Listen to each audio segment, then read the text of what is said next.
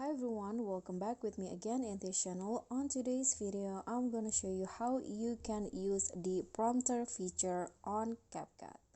So if you didn't know, there's a feature called prompter where you can write your script and take a video directly on CapCut. So here you can find the prompter feature on the CapCut homepage at the top right corner.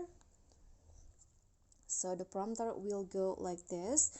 So in here you can edit the script by clicking on this pencil icon.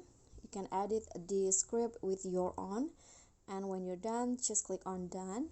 And in here you can also reposition the prompter as you like. You can put it at the center or at the top like this.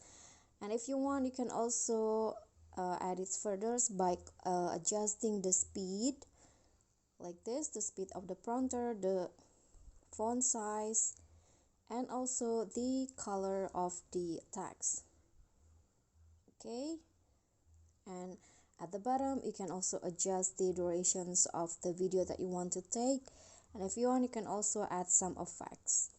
Okay guys, so that's a simple tutorial on how you can use the prompter feature on CapCut.